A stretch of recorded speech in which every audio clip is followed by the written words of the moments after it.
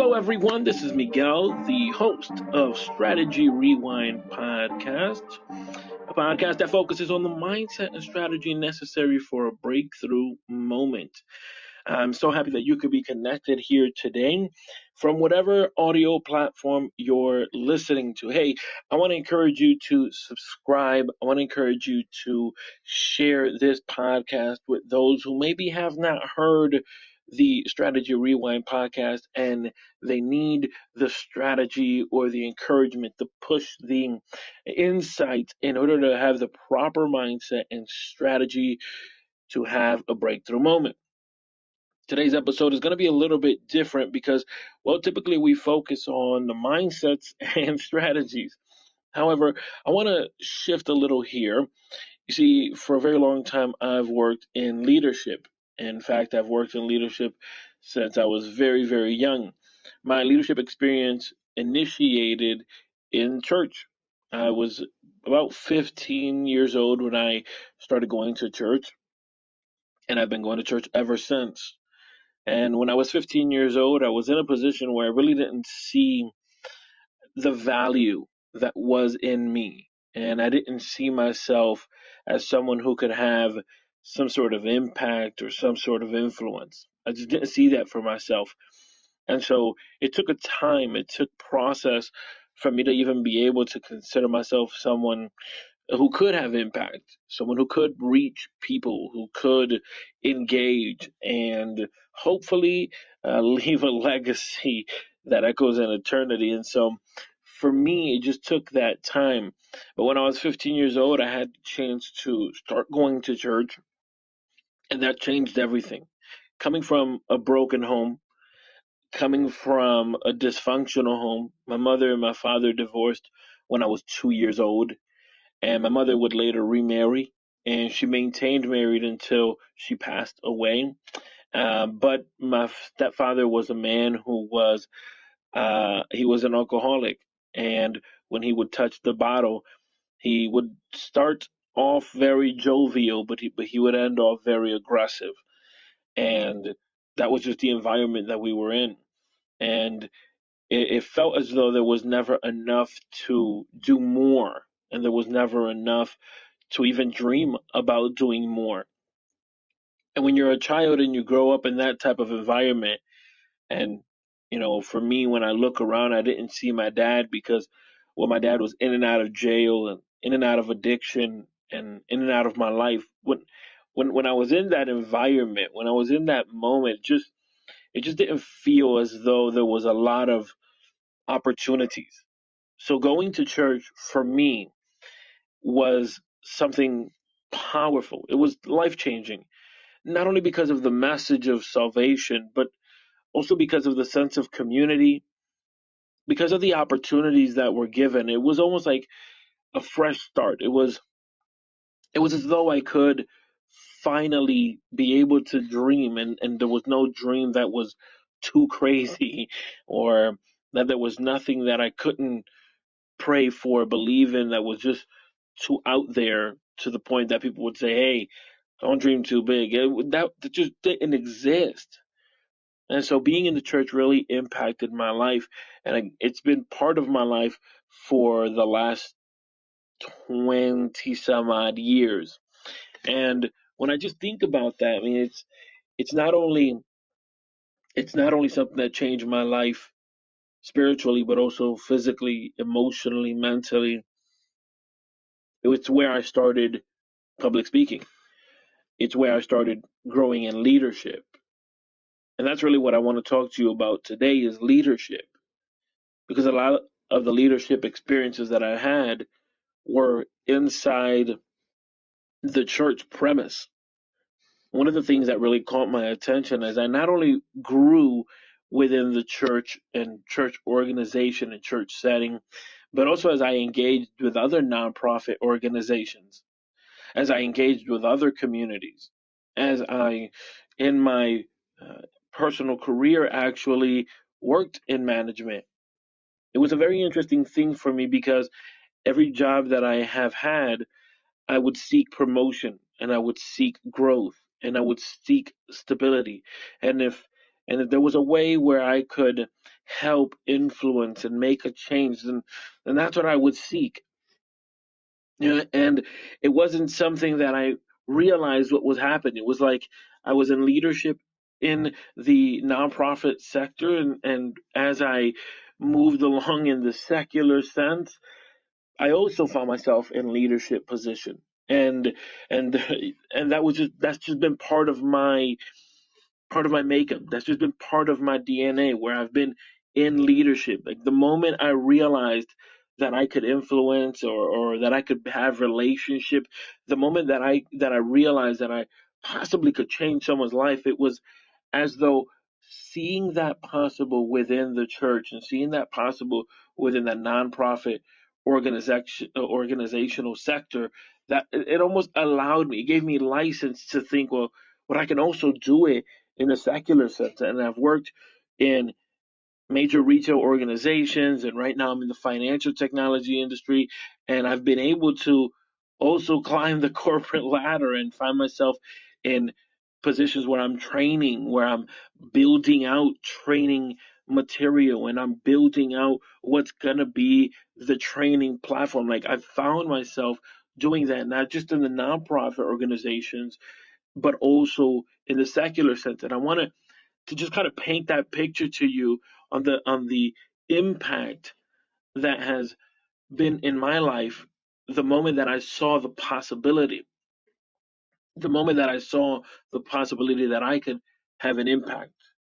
And so oftentimes we just don't see ourselves that way because of our upbringing, because of various situations that may have happened to us, because unfortunately there are people that mistreat us and mistreat our talents, or mistreat our imagination.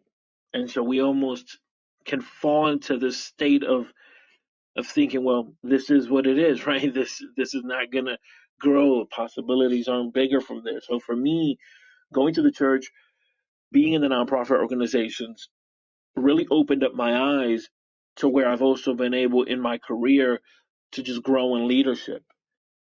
And I wanna just kind of talk about leadership today, because I think we are all leaders despite the size of our tribe. Regardless if you have a big tribe, a small tribe, it doesn't matter. You're a leader. If you're a mother, if you're a father, if you're a brother, if you're an older brother, you're a leader. The most interesting thing happened a couple of days ago. I have three daughters, 9, 7, and 3 are their ages. And there was a moment where my 3-year-old, she got hurt, and it wasn't nothing serious. It was something here around the house. She was playing around and fell. And my wife and I were at close proximity, so we both assume she was going to her mom. And indeed, she made the gesture as though she was going to go to her mother to be consoled. And she did a U-turn. So I was like, oh, she's coming to me. And indeed, she did not come to me. Instead, she went to my middle child. She went to her sister, and that was so interesting, that as opposed to looking for her mother and father, and as opposed to looking for us to console her, she went to her older sister. So you think about relationship, you think about influence, you think about impact. We hear a lot of these words. So let me just kind of define some of this for the sake of context, at least as I see it. And if you're listening on the Wisdom app and you're coming into the room, hey, thank you for being connected. I want to encourage you to smash that button, join the conversation. If anything resonates with you, or maybe you have a different perspective, I'd love to hear that as well. Personally, I don't buy into the idea of social media influencers or influencers. I don't buy into that idea, and I'll tell you why here. I think that that term has been just it's just been adulterated. The term influencer, to me, an influencer is someone who has relationship. And so if you have relationship, you have influence. So an example of this is, think about the moment you're going to go buy a vehicle, or you're going to make some type of big purchase. The people in your circle are the people who have influence with you, right? Those are the people who have influence, the people in your circle, the people whom you have relationship with. those are the people that have influence. Those are the influencers. And the reason they have influence is because they have relationship, right? So you cannot have influence without relationship. You need relationship in order to have influence. And likewise, the next step from there would be impact. And impact, it's very different depending on proximity. And so it is possible that someone may impact your life and not have a relationship with you. Like it's possible that you're listening to this right now and you're feeling it, right? You're being impacted by the words that I'm saying. It resonates, it clicks for you, it makes sense for you. But maybe you and I just don't have a relationship. Like if we've never gone out for coffee or anything like that. So we don't have a relationship. However, there's a level of impact that I'm having. And so you say, well, okay, well, how can you have impact if you don't have a relationship? Well, the reason is because there's different type of impact. And think about this. When I was a child, I remember sometimes we would go to the lake. And one of the things we would do is that we would take a stone, a rock, a little pebble, and we would throw it out to the lake. And maybe you've done this, right? You tried to skip the rock, but I was not good at it at all. So what would happen is that as I was throw the rock, it would go bloop. It would just sink. But the interesting thing is that it would cause ripple effects. Now here's the most intriguing thing. The same way the rock that I threw would cause ripple effects, the same way the leaf that would fall from the nearby tree that lands on the water also causes ripple effects. So really anything can impact your life. Anyone can impact your life. How many times have you been out and about doing your daily tasks? And as you're out, somebody says a wonderful thing to you. Maybe somebody says, "Hey, I love that blouse," or say, "Hey, that's an awesome haircut," or "Wow, I really like those shoes." And what happens is that impacts your day, and it changes your entire mind, and it changes your entire perception. Like you may have woken up on the wrong side of the bed, right? You might have woken up with an attitude, or maybe just fell back on your schedule and you're running late. But all of a sudden, somebody looks at you and say, "Hey, you've got a beautiful smile." That changes the entire perspective. At the moment, they impacted you, and now you have a different attitude. So anyone can impact your life, whether for good or for bad. Anyone can impact your life. But influence requires relationship. And so I don't buy into this idea of social media influencers, because in order for you to have influence, we need relationship. We need to know each other. Because influence, believe it or not, can be a two-way street.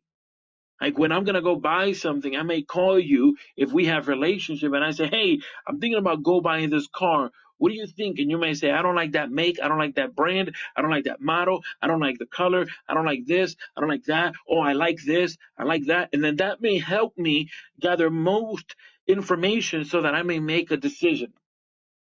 Not that I'm gonna do what you say, but that it's helping me gather information. That's influence. They say, okay, well, if that's influence, then what do we call these social media people that are hijacking the term influencer? And I think those individuals are role models. Why? Because when you look at those people on social media, and when you look at those people who are athletes, and when you look at those people who are actors, and when you look at those people who are in positions where we see them on television, or we see them, on the reels and the shorts and the TikToks and anything else, those individuals oftentimes present to us a place that we could aspire to be. And so they become somewhat of a role model. Somewhat of a blueprint is being presented. Okay, if I do X, Y, Z, I can get there. Right? If you like basketball and you say, okay, if I do the hard work the way, LeBron, who's somewhat would say, some would say he's the GOAT. He's not. Hey, let me just tell you, he's not my GOAT in basketball. To me, Kobe Bryant is the GOAT, and I'll tell you why. Number one, he never left the Lakers. He had chances to leave. He had thoughts of leaving, but he never left the Lakers. That's number one. Even on the bad moments, that's number one. But number two, he never quit. He just never quit. There was no play where he was giving you half energy. There was no play where he was lackluster. There was just it was just one gear. And the most interesting thing is you hear everyone talk about Kobe Bryant, and they say the same thing. The deeper you went into the game, the longer the game was, the more ruthless, the more focused, the more just laser he was on one thing, and that was winning at all costs. He would just dive for the ball. He would go for the rebound. He would do all these things. And so to me, I say that's the goal right there. But nevertheless, if for example, if I wanted to enter into the game of basketball and I would say, okay, if Kobe is that GOAT, then I would say, okay, what does it require? Oh, it requires countless hours of training. It requires focus. It requires waking up early. There's this story of Kobe Bryant being part of the Olympics, and as he was part of the Olympics, the whole team was waking up at 10 or 11 in the morning to start their day, to go sightseeing, to then go to practice. But Kobe would wake up at 5, 4 in the morning. So a lot of these guys, when they were coming back from the club or sightseeing at night, he was actually waking up, going to the gym. And what would happen was that when they saw him do that, they realized, oh, wait a minute, Kobe is here and we better go to work. He laid the blueprint. That's what a role model does. They show you somewhat the way. Now, you think about this, how many people are on social media that have a reach, that have an audience, that they are impacting, that they are sharing the message, and they become somewhat of a role model, and people say, that's the way. And it isn't. It isn't the way. I'm sure you know of a few people that you can name off the top of your head that are like that have the center stage, that have the spotlight, that are role models, but maybe not in a positive sense. And so to me, there's a difference between a role model, there's a difference between having influence, because influence requires relationship, but anyone can impact your life. All of this is important when we talk about leadership, because you may not see yourself as a leader, but if you are a mother, a father, a brother, a sister, an uncle, a neighbor, you may be a role model. Someone may be watching you and is watching your steps. Someone may be watching you and just watching the way you maneuver, and they say, okay, I think that's the way I want to maneuver. That's the way I want to handle that. I've had a ton of role models in my life, but let's also differentiate this. Being a role model doesn't mean that you're a mentor. A mentor means that you take the time to actually show them the blueprint, to actually show them the patterns, to actually give them insight, to actually give them wisdom. No pun intended, as we are currently on the wisdom application. And so there's a difference there, right? When you talk about influence, when you talk about people who have position of impact, people that are role models, people that are mentors. And when we think about all of these titles, and really what differentiates it is the level of relationship. That's what differentiates it. That's what makes it different. Like I may harp on how much I like Kobe Bryant, but Kobe was a role model. I don't know Kobe personally. I didn't get to know Kobe Bryant personally, so he didn't have influence in my life. But he was a role model, and as I think about, okay, what does it require to be able to accomplish anything at a high level? It requires determination. It requires grit. It requires laser focus. It requires, you know, doing what others don't do. And it's okay, well, now I see him as a role model. But then the beautiful thing is that if anybody in my circle is doing that, those individuals have influence. And here's the most powerful thing: when we talk about self efficacy, which is the way you view yourself, when we talk about self efficacy, and in this example, Kobe, I'm saying, okay, he's a role model. Yeah, he is. But in self efficacy, it's not the Kobe Bryant of the world that's going to cause me to move, because it's easy for anyone to say, yeah, but that's Kobe. Yeah, but that's LeBron. Yeah, but that's Brady. But that's Mahone. But that's, That's that's Muhammad Ali. Like those are people. That's McGregor. Those are people that have access to things that I don't have. Right? It's easy to justify why they are there and why you are where you are. But when we talk about self-efficacy, the people who have major impact in your life and major influence in your life are the people that are in your circle. Those are the people, because what happens is that when you see your Uncle Joe and he's building a business and he starts a small Etsy store and you're like, Uncle Joe gonna start selling stuff on Etsy? Yeah. And all of a sudden you see that Uncle Joe starts raking in the big bucks. You're like, wait a minute, if Uncle Joe could make money on Etsy, then I can too. And this is because Uncle Joe is at close proximity. This is why association matters so much, because assimilation comes by association. Notice the difference. You look at the athlete, you look at the actor, you look at those individuals, those are role models, and we say, okay, yeah, they make good movies, they make good music, but man, they have access to things that we don't. But when Uncle Joe, who in this case is a fictitious character. I don't have an Uncle Joe, but when Uncle Joe, right? You fill in the blank. If you got an Uncle Joe, or you got that uncle, that aunt, that cousin, that individual in your life that is just going consistently, and when you see them go, you're like, all right, if they can do it, then I could do it. Notice you didn't say that with any of these athletes. You didn't say that with any of these Hollywood actors. You didn't say that with any of them. You said it with when you saw your mom and dad grinding and making it work, when you saw your uncle and aunt, when you saw your close friend making it work despite facing depression, anxiety, bankruptcy, divorce, etc. You're like, yep, if they can do it, I can do it too. Notice the change, the difference there. So when we talk about these things, I think some of these terms have gotten just taken out of context and blown out of proportion. So again, I don't buy into the social media influencer, that title. I just don't buy into that.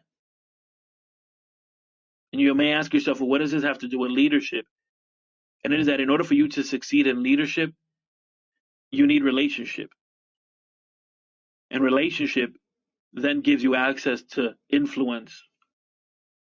The reason a lot of leaders fail is because they don't establish relationship. They see you only for your gifts and the talents, and they don't see you as a person. I was speaking to someone recently who had been in an organization for years, about 5, 6 years. She had been in this organization. And after being in the organization for so long, the organization went through a management shift. And the new manager came in. And after some time, he called in this team meeting. And mind you, she had been there for 5, 6 years, but there were people there who had been there for 16 years. But this new manager came in, and after about a couple of days, called a team meeting. And this is what he said to that team. He said, you all need me more than I need you.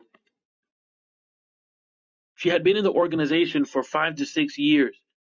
Her friend had been there for almost 16 years. And this new manager comes in and says, you need me more than what I need you.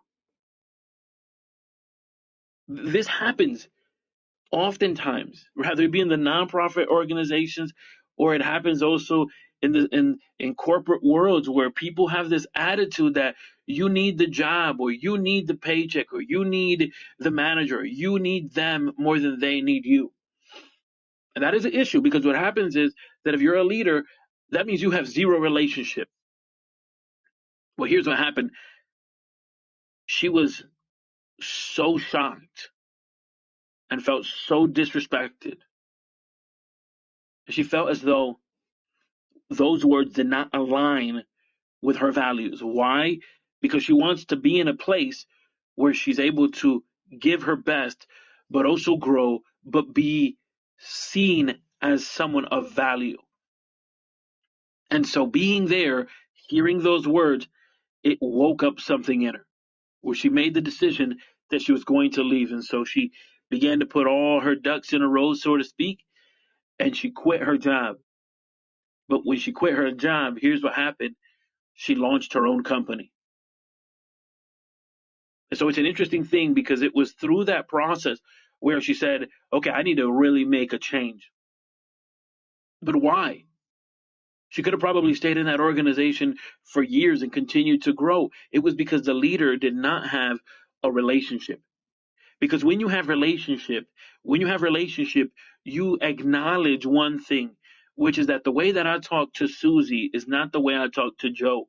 And the way I talk to Joe is not the way I talk to Jennifer. And the way I talk to Jennifer is not the way I talk to Bob. And the way I talk to Bob is not the same, right? We have to realize there is an individual nature to this. The leader has to realize that when we talk about the team, when we talk about the group, you have individuals with their own identity, with their own gifts, with their own tools, with their own talents, with their own perspective. And the one thing that unites them all is the vision and the mission of the organization. That's the one thing that ties them all. Of course, how many organizations have you been a part of where you don't even know the vision or the mission of the organization? And what happens is that you just see yourself as another number, as another cog in the wheel, as just, well, this is just another paycheck. Well, this is just where I am right now. And it becomes very difficult to see yourself there in the long run because you don't even know what the runway is. You don't even know where the runway ends. And that falls on the blame of the leader because the leader ought to be able to explain that, ought to be able to say, this is what we do, this is why we do it, this is how we do it, these are the processes. And if something needs to be addressed, rearranged, fixed, we fix it because of this reason. Right? It's forward thinking, it's understanding what is at stake and what the vision is. And the reason so many individuals fail in leadership is because they don't establish relationship.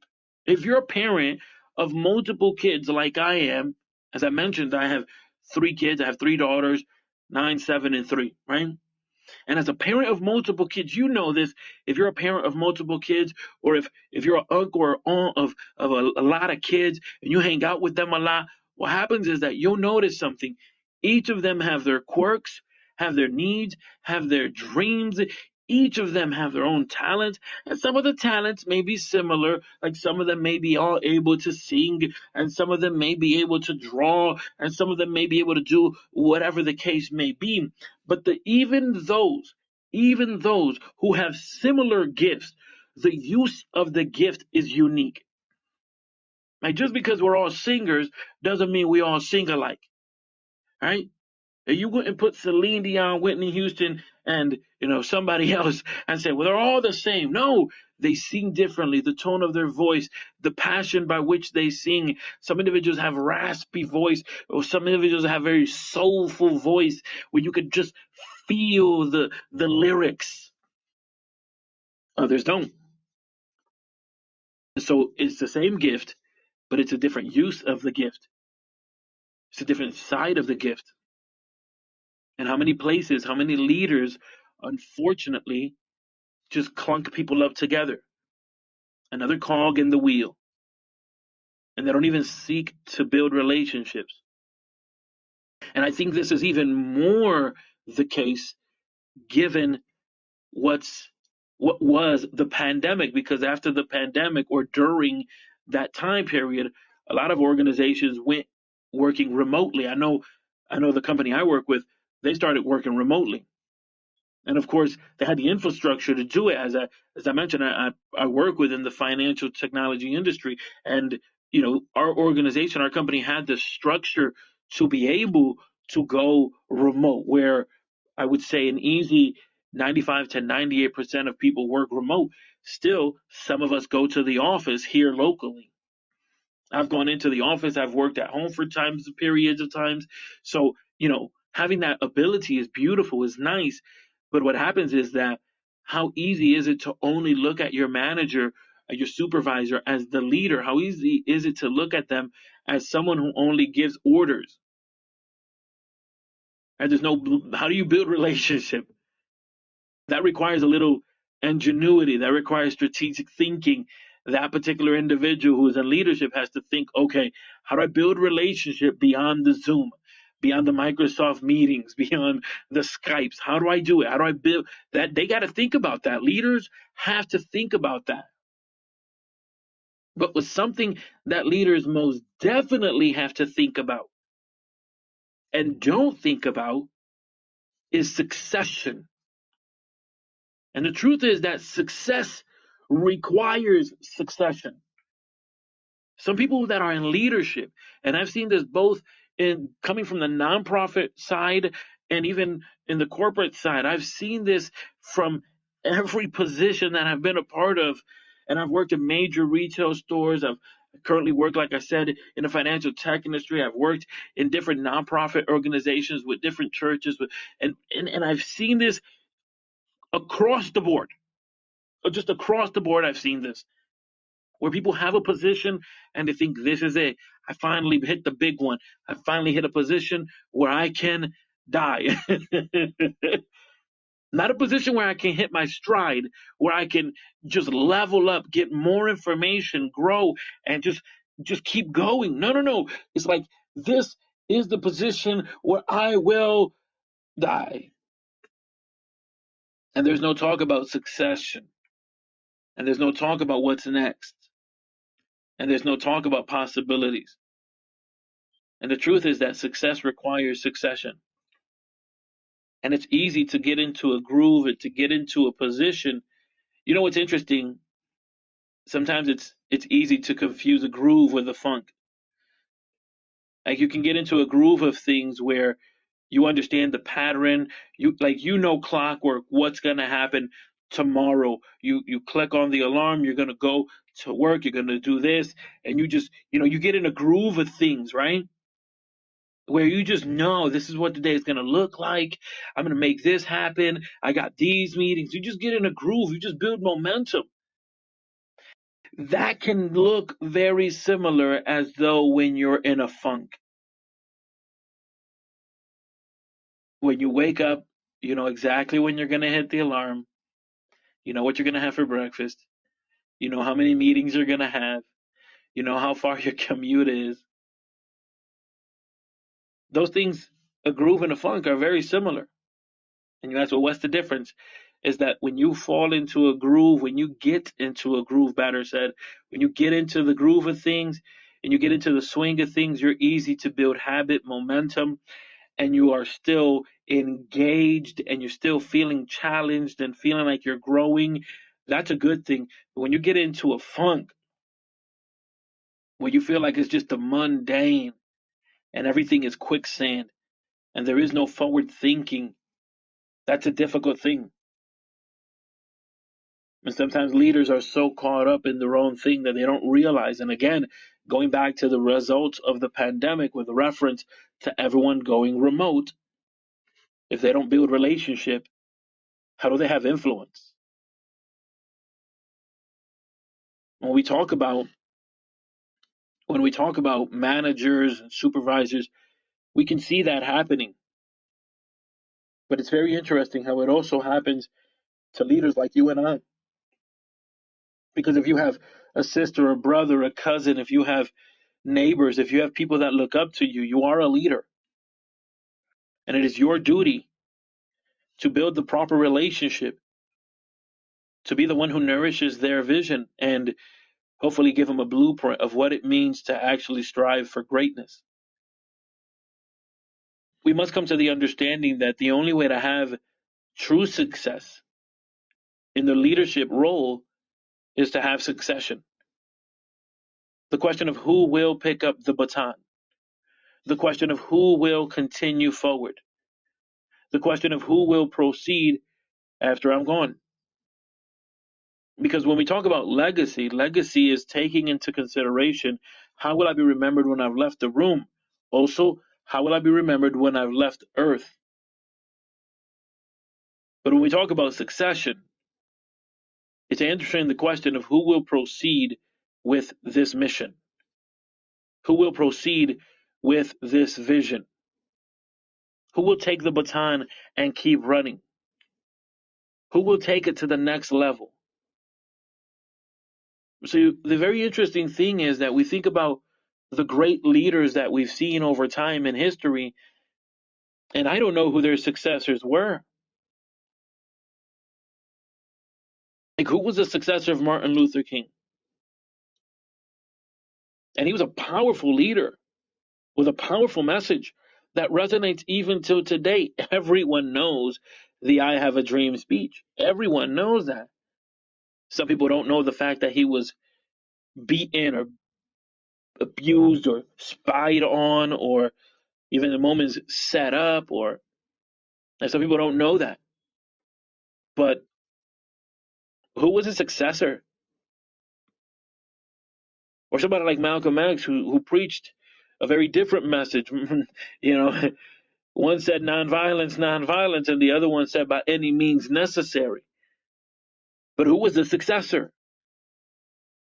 Going back to Kobe, I remember that Kobe, at least it seemed as though he was trying to pass the keys of the kingdom, so to speak, to Dwight Howard, but Kobe would always say that Dwight was soft.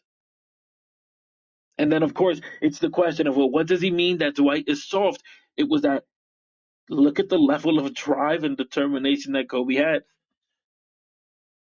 But you think about this in leadership, oftentimes people get into a groove, that groove turns into a funk, and then there's a departure. But there's no successor. There's no one who continues on the mission or the vision. It ought not be this way because you can't have success without succession.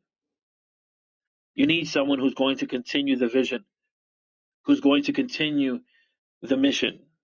You need someone who's going to continue on the task that has begun here. Otherwise that mission dies with you. And so when I say surround yourself with people that will nourish your vision, when I say that your tribe will affect your vibe,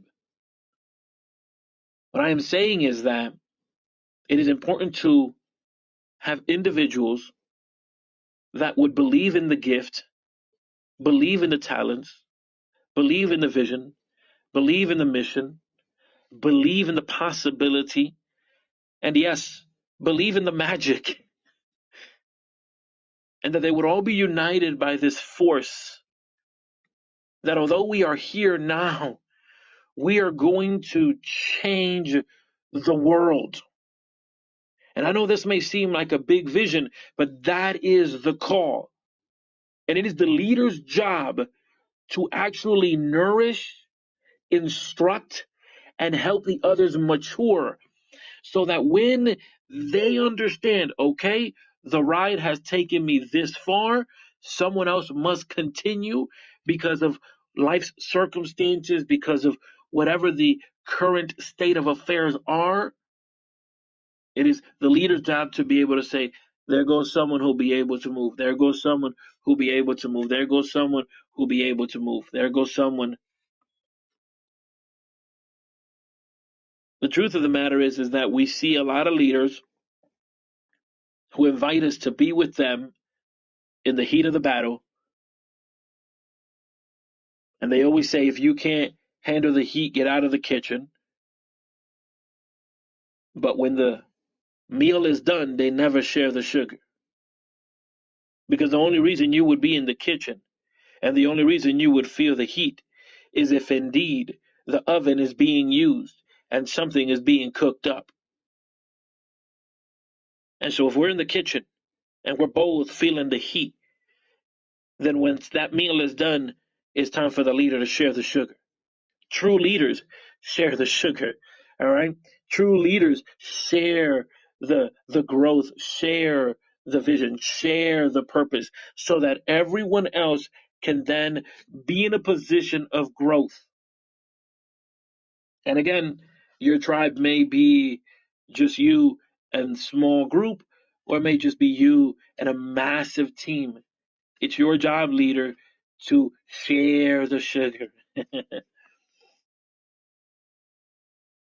So over 20 years, I've worked in leadership. I've worked in public speaking, and I've had the opportunity to train leaders. It's been a phenomenal thing to see individuals. Actually, we just celebrated this past weekend. One of the individuals that I've been mentoring for some years now started off speaking within a group of just 5 people, and just a small group, and we've been working together for a number of years. And now this past weekend they spoke, in front of a huge group, and spoke for over 45 minutes, and it was awesome to be able to share that, the growth, to share the longevity, to share the focus, the consistency.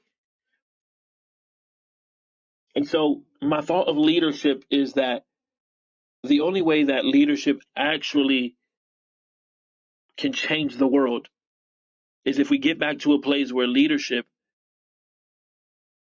is based upon relationship, because then that relationship gives you influence. See, anyone can have an impact, but nobody has greater impact than those who have influence. If you're listening on the Strategy Rewind podcast, I want to thank you so much for being connected.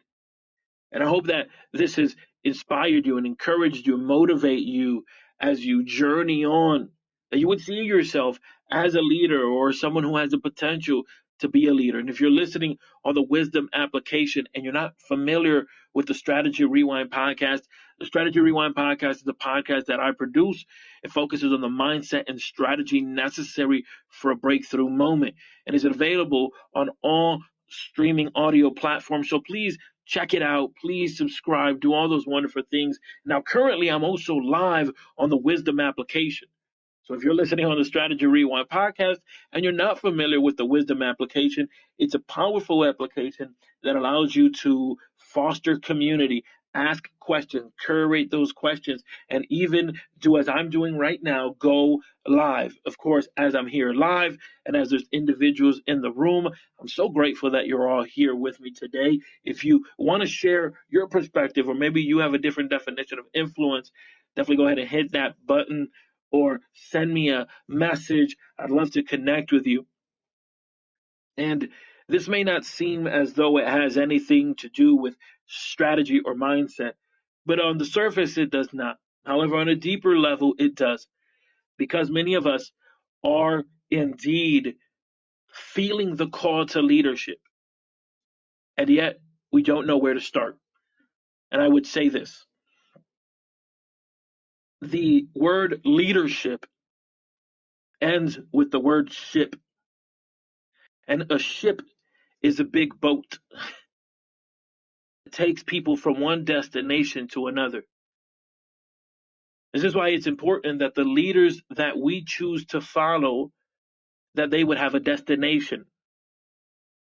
Another thing is that the word friendship also ends with the word ship, which means that your friends also have to have a destination. Not that they're leading you, but they also have influence. And so it would be important that they know where they're going as well. And so when we talk about growing in leadership, the first ship you must lead is your own. If you can lead your ship, if you can get your stuff together and get focused on where you're going and define your core values and define your mission and your vision and be lasered focused, then you can function in leadership, because it would be those same things you would be implementing, right? It's a blueprint, it's a pattern that you could say, okay, I applied the focus, I applied the habits required, the determination required, the vision required to grow in my life. Well, now that I'm in leadership, these individuals that are on the ship with me, I need to lead them. How do I do this? Same tools apply, same resources apply. It's important to know your core values, because those dictate your perspective, and those also dictate your worldview. If you're not familiar with what your core values are, I would encourage you to visit MiguelLebron.com and there click on core values, and you'll be able to read a list of values we've put together. I encourage starting off by picking 4. Think of it as a compass. You pick 4 because it's north, east, south, and west. These will guide you. These are actionable. These will hold you accountable. And then there's also an article that you can read. You don't have to submit an email or anything whatsoever. It's just free there on the website, which asks the question, can our values change? And if they can, what impact does that have on our goals and our growth? Hey, if you want to link up together and you're on the Wisdom app, shoot me a message here privately. Let's connect. And if you are listening on the Strategy Rewind podcast and you haven't downloaded Wisdom yet, there's a link on my bio right there in the uh, information of this episode where you can go ahead, download the application, make sure to hit the follow. Let's connect. Ladies and gentlemen, surround yourself with people that will nourish your vision. And remember that success requires succession.